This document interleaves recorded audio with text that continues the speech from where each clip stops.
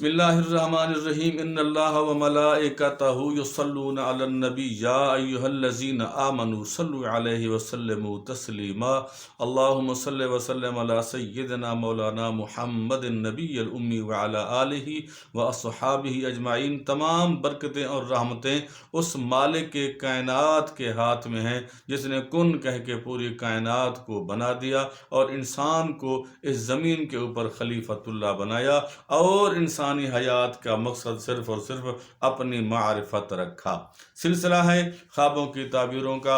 حافظ الانواز سعیدی نقشبندی آپ کی خدمت میں نقش ٹی وی کے پلیٹ فارم سے حاضر ہے۔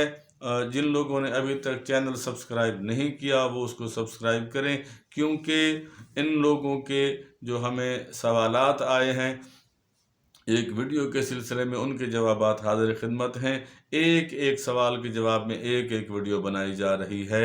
تو آج کی جو ویڈیو ہے جو آپ کے سامنے پیش کی جا رہی ہے، جو تعبیر ہم آپ کو بتانے والے ہیں، اس کا تعلق بھی جماع سے ہے کہ ایک شخص نے دیکھا کہ وہ ایک اجنبی عورت یا جو اس کی جاننے والی تھی اس کے ساتھ اس نے جماع کیا، اور جماع کس حالت میں کیا؟ اجنبی مرد یا عورت اس کے ساتھ جماع کیا، اور کس حالت میں کیا؟ اس حالت میں کیا کہ عورت اوپر تھی، مرد نیچے تھا۔ تو اس کی دلیل یہ ہے کہ خواب دیکھنے والا شخص جو ہے وہ دوسری شادی کرے گا۔ خواب دیکھنے والا شخص جو ہے وہ دوسری شادی کرے گا۔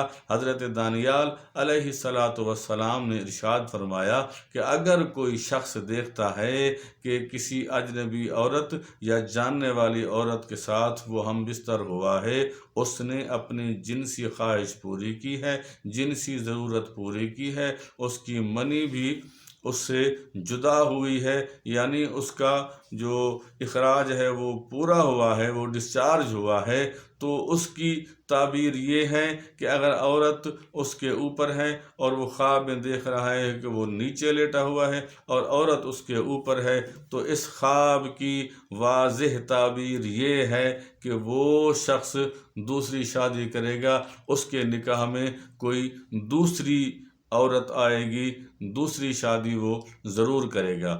باقی غیب کا علم تو اللہ کی ذات جانتی ہے، انسان کے پاس تو صرف اندازے ہوتے ہیں، اور انسان کو جو نشانیاں اللہ نے انبیاء کرام علیہم السلام کے ذریعے بتائی ہیں، ہم ان کے اوپر ہی اپنی رائے پیش کر سکتے ہیں۔ باقی غیب کا علم اللہ کی ذات جانتی ہے۔ واللہ اعلم بالصواب۔